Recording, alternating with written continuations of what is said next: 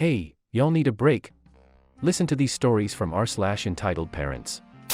Entitled mother filed false reports to get grandparents' rights. Hello Reddit family. For those of you who have read my previous post, you are aware that I have an entitled mother. It has been a while since I last posted about her, but recent events have prompted me to post again. Like my previous posts, this is going to be a long one. However, unlike my other posts, this one deals with the here and now. It spans over several months. There is a little of a backstory that is needed, and I will include a cast, but will give them more than a 2-letter reference, except for EM will remain.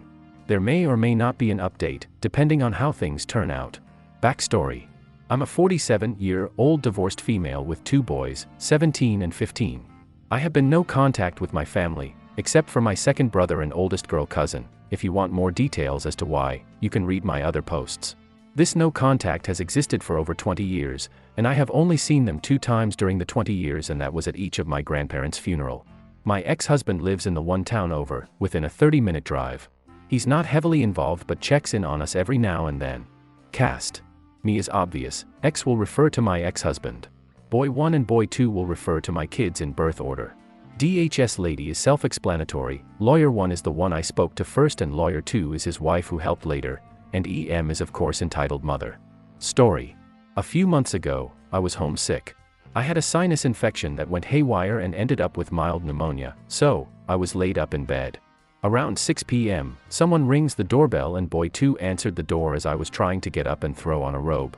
When I entered the living room, a woman entered with papers in her hand and a tablet. She was accompanied by a male companion who never identified himself. DHS lady. Good evening, my name is DHS lady and I'm here to follow up on a complaint we have received. May I ask if you are sick with COVID? Me, in raspy voice. No, I have mild pneumonia from a sinus infection, we are okay. DHS lady. Okay, just checking. We have received a complaint that there are children in the home that are being neglected due to filthy living conditions and very little food in the home. I need to look around and check your refrigerator and pantry. Can you tell me who lives in the home? Me, my boys and myself. I'm divorced from their father, and he lives in X town. DHS lady. Okay, can you give me his address and phone number? Me, hesitantly. Yes, his address is this and his number is this.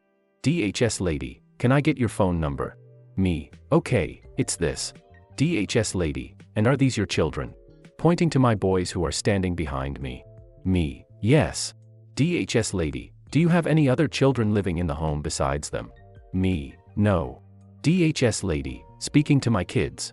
What are your names and how old are you? Boy 1, I'm boy 1 and I'm 17. Boy 2, I'm boy 2 and I'm 15. Me, they are 17 and 15. They are not little kids. And as you can see from where you stand, there isn't any filth in my house. Boy 2, we have food in the fridge. Me, who complained about me? It's a lie. Boy 1, yeah, we are fine. Me, boys, go to your rooms and I will handle this. DHS lady, actually, I need the children to remain here, but they can sit on the couch while I look around.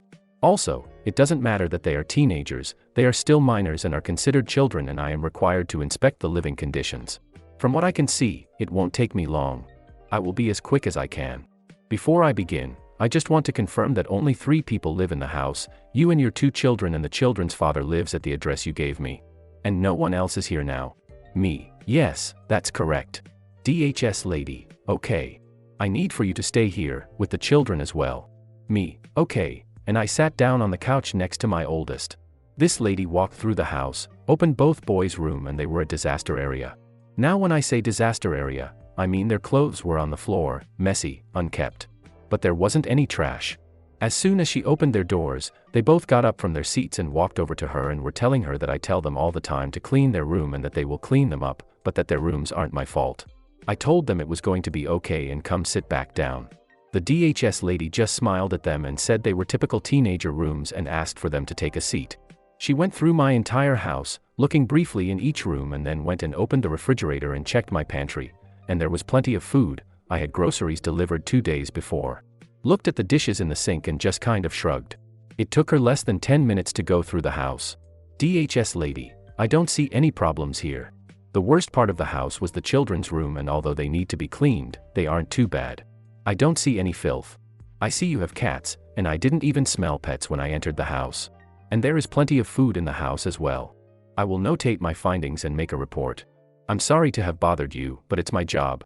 Me, can you tell me who made the complaint? Was it my ex-husband? He's a neat freak and so in his eyes, I live in squalor. DHS lady, I can't release any information to you other than there was a complaint made and what that complaint was. All reporting is kept confidential.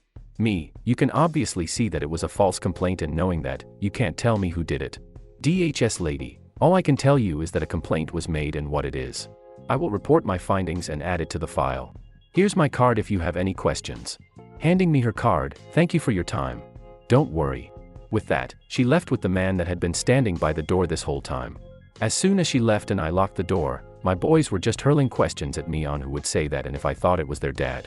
Now, the reason we all thought it was my ex-husband is because the word neat freak doesn't come close to really describing his obsession with cleaning. It was one of the reasons why we got divorced. Without even asking, they both ran to their rooms and started cleaning. I was furious and was convinced it was my ex-husband, so I went to my bedroom and called him. X, hi. Me, did you call DHS on me? X, no. Why, what happened? And you sound awful. Me, I'm sick but I just had a visit from DHS who had to inspect our living conditions because they got a complaint that the house was filthy and there was no food in the house. Did you call them? I wasn't nice about it. X, what? I didn't call them. They didn't tell you who made the complaint? Me, she said she couldn't tell me who made the complaint, only that one was made and what it was about. Was it you? X, getting upset. No. I promise, I didn't call them. Me, do you know who would have? X, no. I'm coming over. Me, you don't need to. Because the complaint was about the house being filthy, I thought it was you. X, I wouldn't do that. I'm on my way. My ex showed up and looked at the house and said it was filthy and then went into the boys' room and said he had never seen it cleaner, although, not to his standards. Looked in the refrigerator and in the cabinets and then said, X, is this what the house looked like when she got here? Me, yes, except the boys' room were terrible. They cleaned their rooms after she left because it scared them. X, speaking to boys, did you say something at school or tell someone anything that they could have misunderstood? Boy 2, no, I have never said anything about the house being filthy or not having any food. Boy 1, I didn't either. Why would we say that? Me, you really didn't call anyone. X, it wasn't me. Have you had any company over? Me, no, I have been sick for a while and the only person to visit was the delivery guy. He left shortly after, and I spent the next week recovering, and my boys were upset over the whole thing and kept asking me if their dirty bedrooms were going to get me in trouble, and wanting to know if they would be taken away and could they even be taken away since they were so old. Non-stop questions, and it took both me and my ex-husband a few days to alleviate their anxiety over it. We had several conversations about the people in our lives and none of us could come up with a single person that would have complained. So fast forward a few weeks and it's Friday, around 5:30 p.m. Boy 2 is in the living room, playing video games. Boy 1 is in his bedroom watching TV and I'm at the sink doing dishes when my doorbell rings. I look out the peephole and see it's DHS lady again and she is with the same man. I opened the door. Me, hello. Are you here to give me an update? DHS lady, no. May we come in? Me, opening door wider and stepping aside. Sure. My house is actually cleaner than when you saw it last time and there is still food in the fridge. DHS lady, I'm sorry to say this but there has been another complaint. Me, is it the same person? Isn't it a crime to make false reports? DHS lady, ma'am. I need to speak to the children. I can speak with them here at the kitchen table and you are welcome to sit in the living room, but you are not allowed to interrupt. Me, what is the complaint? DHS lady, the complaint is alleging emotional abuse and we need to interview your children. By this time, both boys have stopped what they were doing and had come to stand in the kitchen as well. Boy 1, who said that? DHS lady, first thing, Ms. OP, I need for you to go sit in the other room. Boy 1 and Boy 2, would you sit with me at the kitchen table? With this, I went and sat down in the living room while this woman questioned my kids. I could hear most of what was going on but from the way the boys were sitting at the table, I couldn't see either one's faces. Based on her questions, I figured out that there had been a report of me yelling at my kids that could be heard from outside my house. That a witness had showed up to my house one day to pay me a visit and could hear me yelling and screaming at my kids from outside. Both boys confirmed that wasn't the case and that since their father had left the home, that they were never yelled at. She questioned them further on that comment and found out that I had kicked their father out and divorced him because he would yell and scream and name call and was just horrible to live with. She questioned them about their current situation, and they confirmed that their relationship with their father was better since he didn't live with us, and he doesn't scream and yell at them anymore and that I had never screamed and yelled at them. They confirmed that we haven't had any visitors since her visit last time. She asked them more questions about if they felt safe in the home and other things, and I am just steaming in the next room. She asked if they were given a chance to live with their father instead of me, would they want to live with him, and they both told her no way. My oldest was getting angry, and I heard him tell her that he was going to be 18 in about 6 months and can do what he wants, and he would always choose to live with me. Boy 2 was also adamant that I didn't mistreat them and that they didn't know who would claim these things. The interview finally ended, and I was allowed to come back into the kitchen. DHS lady, looking at the boys. I'm confident you guys are telling me the truth.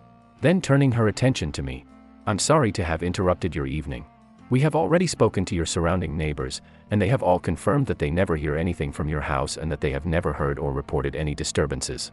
Since we had the report, we must investigate it, but I don't see any validity in it. I will make my notation. Me, can you tell me if the person who reported this is the same one that reported the last time? DHS lady, I can't tell you anything about that because that is confidential. Me, so, what happens when this person makes another false report to you?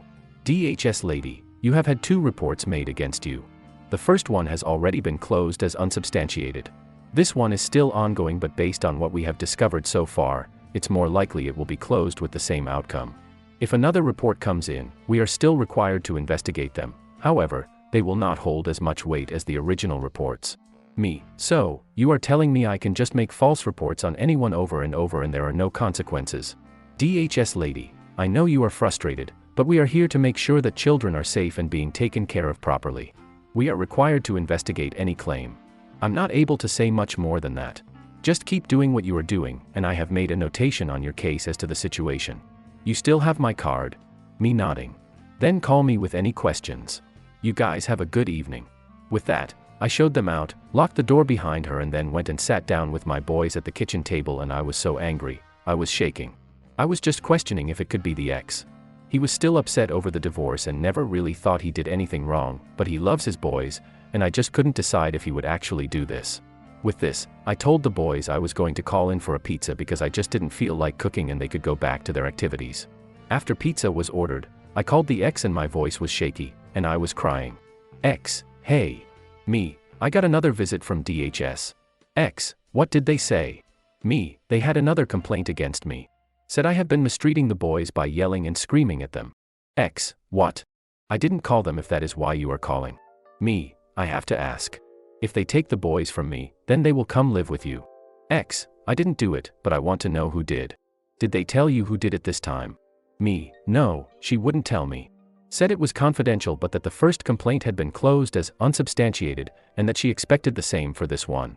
Ex, do you have her number? Me, yep, gives him the number from the card. Ex, I promise you it isn't me, but someone is screwing with you. Did you make someone mad? Me, no. I can't think of a single person that I have made angry lately. Ex, I'm going to call her and see if I can get any answers. With that, I hung up, and the rest of the night and that weekend was dismal. I sat down and tried to remember every person that ever came over to the house or anyone at work that I had upset in any way, and I asked the boys if they had any kids at school that had an issue with them or even a bully, and we couldn't come up with a single name.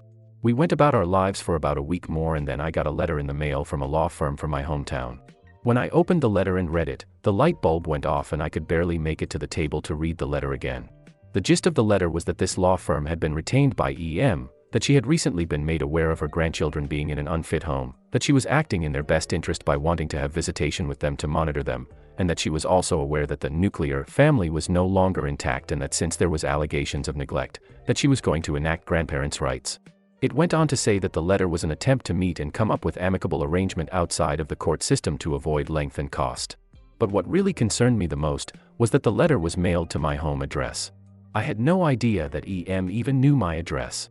She knew where we lived. Then I remembered that the second complaint said that a witness said they had come over to my house to visit me one night and heard me yelling at my kids outside the door and decided to leave and called it in. This has freaked me out. I'm not sure if she showed up at my house or not. Now, I recognized this law firm because EM had an old friend, let's call her Angie, not her real name, who had been a paralegal with this law firm last time I had any contact with the family, more than 20 years ago. I don't know if Angie ever worked for another law firm, but I do know that EM was familiar with this particular one, and so it made sense to me that she would choose this one. I will be honest with you guys and tell you that the solutions to this problem that I was thinking about would have me in orange for 10 to 20 years. I just laid the letter down and cried for I don't know how long. My kids came into the room and saw me crying and were concerned, and my youngest got to the letter before I could pick it up, and he read it and you could see the color drain from his face. Now my kids know that I don't have anything to do with my family. They know I didn't have a good home life and that some of my immediate family members are crappy people. I've never told them the really bad stuff, but they know about all the stories that I have shared with you guys to this point. My kids are smart. They also figured out quickly that EM had to be the one behind the DHS complaints. So, I called the ex and asked him to come over. I had to assure him that DHS didn't make another visit. When he got to the house, I read him the letter and it was everything we could do to keep him from leaving the house and taking care of that piece of crap. He said he had called DHS lady and she was not helpful and wouldn't tell him who the person was either. It was at this point that I started calling around for a family attorney. I was able to get an appointment with one for the day after to have an initial consultation. I also went shopping for some exterior cameras and ex agreed to install them. Time of appointment arrives, and I sit down with lawyer 1 and I went by myself. I showed him the letter, gave him a copy of the DHS lady's card and explained the 2 complaints I had. He told me the following. 1. Nuclear family means parents and kids. 2. The reference to the nuclear family not being intact was a reference to my divorce and ex no longer in the house. 3. In my state, if the nuclear family is intact, grandparents don't have any rights if both parents say no. But if the nuclear family isn't intact, then grandparents can claim rights in the following conditions. A. Grandparents already had an established relationship with the kids and it's in the best interest of the child to maintain that relationship. Or B. The parent is determined to be unfit. Or C. That the child would be harmed by the grandparent not being granted rights. So, I gave lawyer 1 a brief background of my EM, and before I could get too far into it, he asked if his wife, who was also a lawyer and his partner, could join us, and I gave permission. After she joined the room, I continued with the details of the last few months. She read the letter, and then asked me specific questions about why I have had no contact with EM for over 20 years. I gave them a brief overview. I explained she is 70, still living on my dead grandparents' land, drawing disability but spending my grandparents' inheritance, and has never taken care of herself a day in her life, and briefly explained the abuse I had suffered by her and her husband. Lawyer 2 then looked at me seriously and said, Lawyer 2, under no circumstances should you set up a meeting with EM. Even if your intent is to show up to tell her off, it could be interpreted by a court as a willingness on your part to establish a relationship. Based on the information you've told us, she doesn't have a case, and I can't imagine any reputable law firm taking this case. If it were me, I would have told her she doesn't have a case, even with the DHS claims. Me, well, when I was younger, she had a paralegal friend, Angie, who worked at that law firm. She was always getting legal advice from Angie, and I believe Angie worked for that law firm for a long time. When I left home, she was still working there. I'm sure that's why she used them. So, will you represent me? I know your retainer is $1,000 and I can pay you half of it now and get you the rest in a few weeks. Lawyer 2, if this makes it inside a courtroom, which I seriously doubt, I will represent you. And if it comes to a retainer, we can work out a schedule with you. This letter could be a bluff from the attorney to get you to meet with her to try and establish intent. And if so, a nicely worded response should take care of it, but I would like to make a few phone calls and get back to you. Would that work? Me, yes. Lawyer 2, let me make a copy of everything and I will give you back the originals. After I got my originals, I went to my car, and I swear the relief was so overwhelming that I probably cried for an hour. I called X and told him what Lawyer 2 told me and how the letter was probably an attempt to get me to meet her, so that she could show a court my willingness to establish a relationship, thus giving her cause. X was furious but was assured that I had things handled. I had taken the day off to meet with the lawyers, so I went home and kind of just melted into my bed. I really didn't expect to hear anything from Lawyer 2 for a few days, but she called me later that night. Me, hello. Lawyer 2, hello, Ms. OP. This is Lawyer 2 from, says law firm name. We spoke this morning. Me, yes. Did you find out anything? Lawyer 2, yes, as a matter of fact. So first off, the law firm on the letter isn't representing EM. I called the firm and ended up faxing over the letter and they don't have any records of EM being represented. When I mentioned Angie's name, they acknowledged she had been a paralegal with them for years and had retired several years back but still stops by the office from time to time. They also confirmed that if she had tried to retain them for this case, they would have declined it. We believe that Angie may have typed the letter as a favor for EM in hopes of scaring you into meeting with her. This is only speculation after one phone call, but the law firm is in the process of reaching out to Angie to question her. I also called DHS lady and was able to confirm what you told me. I also explained to her that I believe these complaints were made maliciously and falsely with the intent of making it look like you were an unfit parent so she could get rights to your kids. DHS lady said she would add this information to the file, and even though she wouldn't tell me who the person was who had made the complaint, she did say that it might be beneficial to submit a subpoena for those records if we really wanted to know. So, this tells me that EM is the one that made the complaint. Me, oh my god. It's a fake. I'm going to kill her. Can I press charges against her for doing this? Can. Lawyer 2, Ms. OP, take a deep breath. Here's what I suggest you do next. First, I'm going to craft a cease and desist letter to EM directly to demand she no longer attempts communication with you in the future in any form. Then, I'm going to provide you with a notarized letter, outlining the details of the letter and how you attempted to retain my services based upon a letter you received, and upon investigation, I determined the letter to be a fabrication. I will also include in this letter how I was able to determine this fact as well as my suspicion of the DHS claims were made by EM with malicious intent. Once you have this letter in hand, you need to go down and file a protective order for you and your kids, and you will need to file a police report. These are two different things. The protective order will be straightforward, and you will probably go before a judge quickly. Take the fake letter, my notarized letter, with you to court for proof. As far as the police report goes, this could get her and Angie in trouble, or it could go nowhere. If DHS believes the claims to be filed maliciously and decides to file a report, that will help. You might even get an investigator that will go ask for a copy of the file, and that will also help. But understand that DHS is understaffed and overrun with caseworks, as are the police, and with her age, there is a chance that this will not go anywhere. However, you have enough evidence to get a protective order, and with the cease and desist letter, I'm confident this will make EM stop. Me, I can do this. If you tell me how much it will cost for you to do this, I will make sure to get you paid tomorrow if you need it by then. Lawyer 2, it's not going to be much at all. I made a few phone calls and will type up 2 letters. You are going to be doing most of the work by going and filing the police report and the protective order.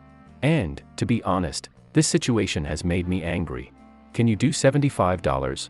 Me, yes ma'am, I can. I can bring you cash tomorrow. Lawyer 2, cash or check would be fine. If you bring it to me at the end of the day, I should have everything ready for you to pick up at that time. Me, thank you so much. Thank you, thank you. I'm happy, angry, and relieved all at the same time. Will 5 p.m. be too late? Lawyer 2, 5 will be great. I will see you tomorrow. So, next evening, I took her the $75 in cash, picked up the notarized letter and a copy of the cease and desist letter. She even gave me copy of the receipt to show it was sent certified letter.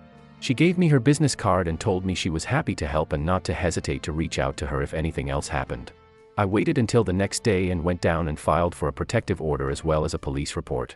I had made copies of everything so I could have a copy for myself, one for the police report and one for the protective order. I was given a date to appear in court, which was going to be the following Tuesday. On the day, I went to court and my ex went with me. I went ahead and sent the kids to school because I knew that EM was going to be there, and I didn't want her to see my kids. Also, there was a limitation of people due to the pandemic. We waited outside as they were calling the cases, and I was looking around for EM and I couldn't find her anywhere. I figured she may be sitting somewhere else, and when they called my case, I went in. EM wasn't there. The judge sent the bailiff out to the waiting room to call the case again and see if he could find EM. A few minutes later, the bailiff came back and stated he couldn't find her. I was briefly sworn in, and then the judge asked me to state my case.